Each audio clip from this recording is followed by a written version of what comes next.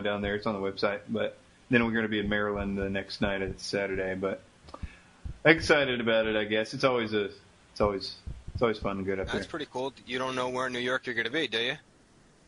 Yeah, I got it around here somewhere. I'll let me know before we go.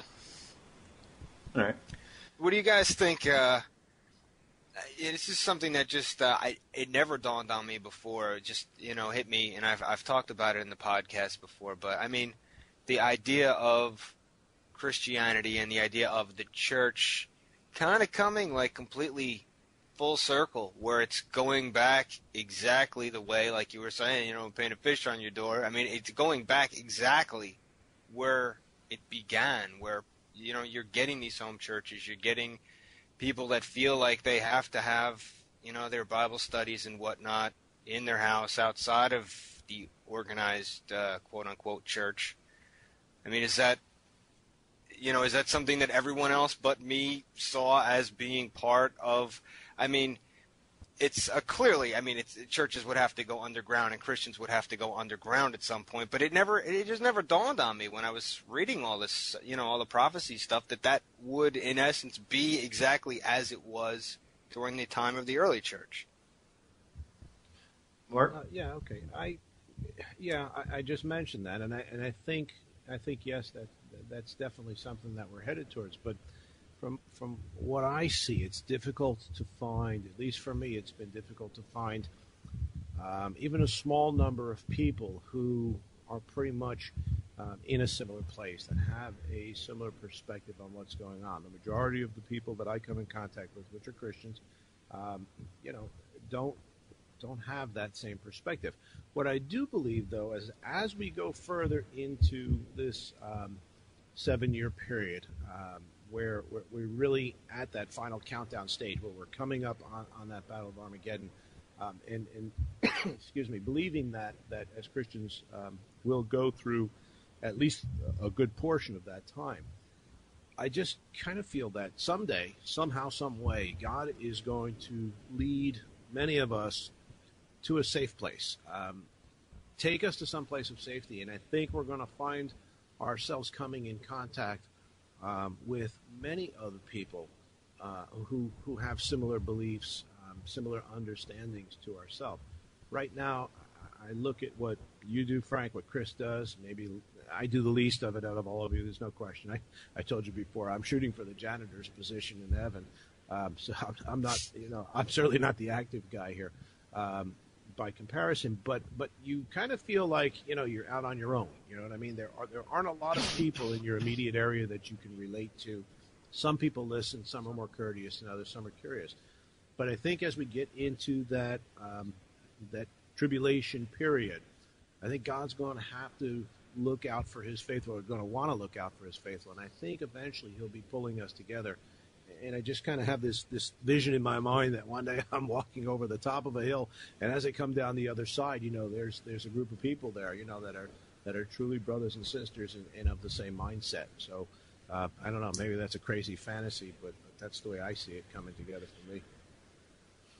Well, I would agree with you on most of that, and I really, if not all of it. And one thing I see that is definitely a modus operandi of God is his connections. He really makes some good connections with people. These providential meetings, all kinds of stuff happens when you really are really, I don't know what we would really be doing in order to have that, but it just seems like that's such a big part of it. I envision now, whether or not it's you and I that are still here or whatever, there's going to be Christians here, if they're, post or pre, whatever, there's always going to be Christians here that are going to need protection from whatever's going on. And so I do see God just providentially, it's getting so close now that even the prayers for your daily bread are now becoming more important. And that's really, as Frank was saying, kind of becoming full circle. And one of those things is, at that time in the early church, the first 300 years, it was such a dangerous thing to be a Christian.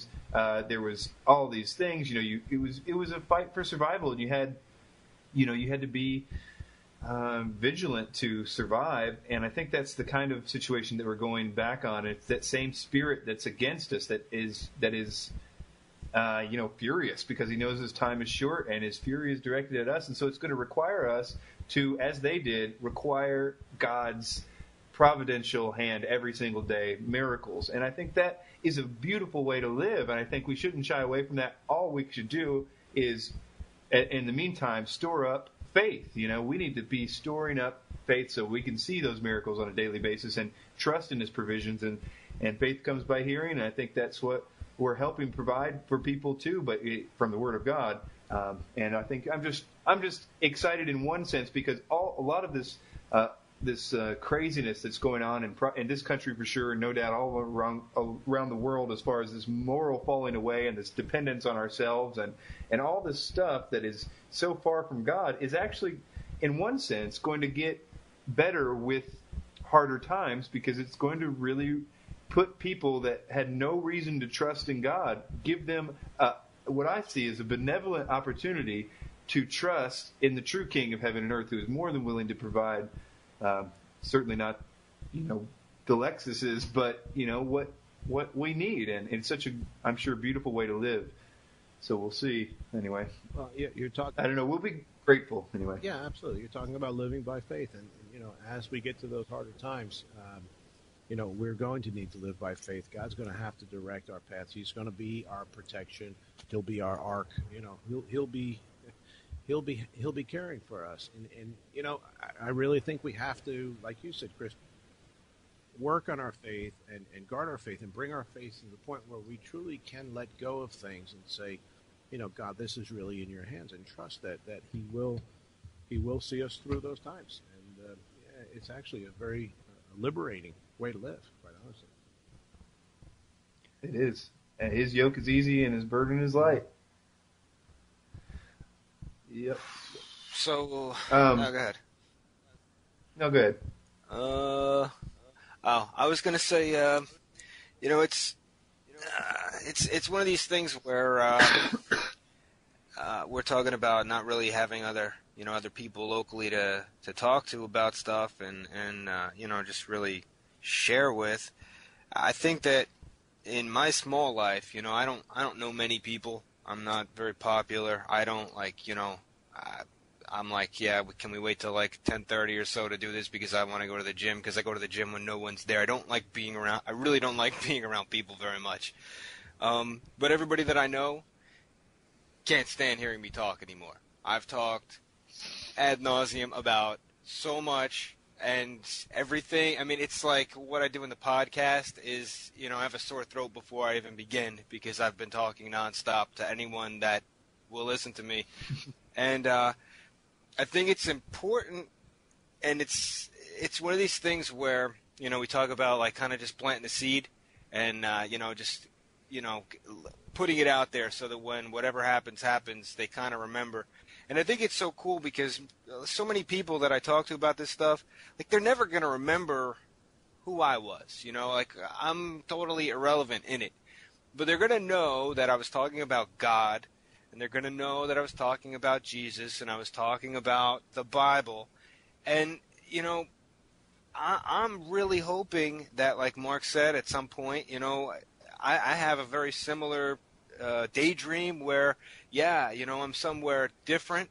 It's been hectic to get there, and there they are.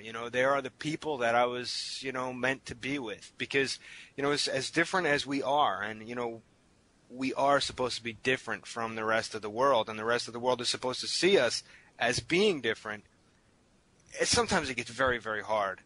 And, I really hope that at some point, yes, I find, other believers. And, yes, I really hope that at some point other people are going to wake up, and not necessarily because of what Frank Lordi said or Chris White said or, whoever. It's going to be because they just remember the Word of God and, how relevant that has become. Because just even when we started doing these shows, Chris, you started right before I did. I mean, the world seemed a heck of a lot less hectic at that point in time.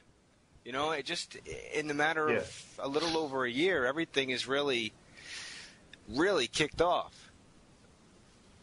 Yeah, like Mark was saying about 2008, man, it's really boiling down. I mean, whether it's this year, next year, whatever, it is now for the first time. I can see that there isn't going to be any food, and I can see that they're really going to actually make Christianity, demonize it enough, at least the real kind, and to. I mean, you can see the targets being painted on our chests. Here, look, it's Amos. Yeah, I'm here. There he is. All right, cool. Well, what's been on your mind the last week? Any new developments or anything? Not really, man. Just everything's unstable. My job is just crushing me. They're with the gas prices, being in delivery, and they haven't given us squat since the gas prices have went up, and they're charging a delivery charge, so we're getting tipped less.